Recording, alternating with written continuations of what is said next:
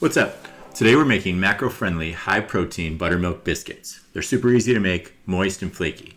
I love using them for breakfast sandwiches, biscuits and gravy, or even just eating them with some sugar-free jam. So let's get started.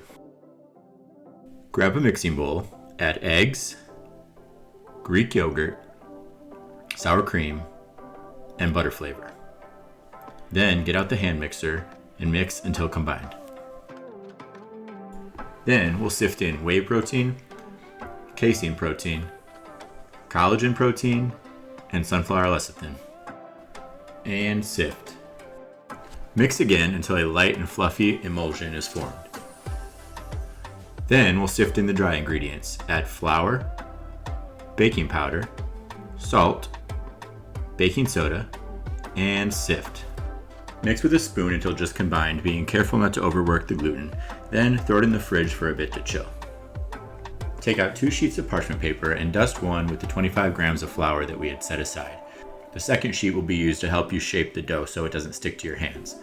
Empty the dough out onto the dusted sheet, and then sprinkle the top of the dough and then spread it out with your hands. Put the additional sheet of parchment paper on top to help you spread it out further, then peel it off, flip it, and peel off that side. Sprinkle the top with more flour and then fold it into thirds.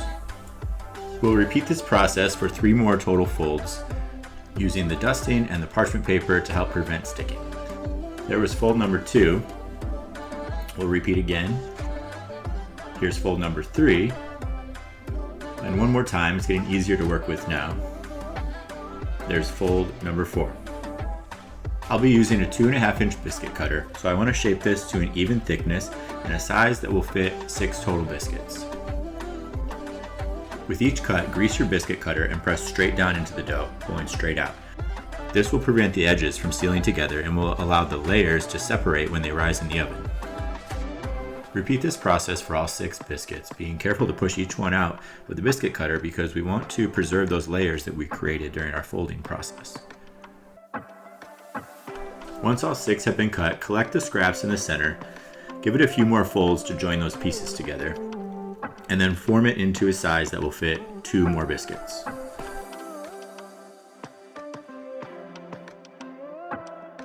Ideally, these 2 biscuits will be about the same thickness as the previous 6. So we'll cut them out, and then we'll join the scraps left over from this to form 1 more. I think the easiest way to do this is to just place the scraps inside the biscuit cutter, form it so it's a little bit wider, then cut those edges off.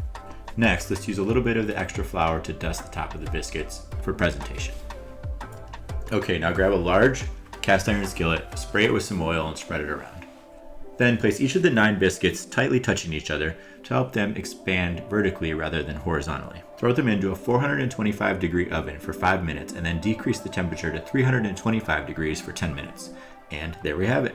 Perfect buttermilk biscuits, weighing in at 16 grams of protein, 14 grams of carbs, 2 grams of fat for 138 calories. They're moist, flaky, they pull apart. You can use them for whatever you'd use a regular buttermilk biscuit for. They melt in your mouth. They're delicious. I love them. You'll love them too. Let's take a look at this sausage, egg, and cheese sandwich I made immediately after these came out of the oven.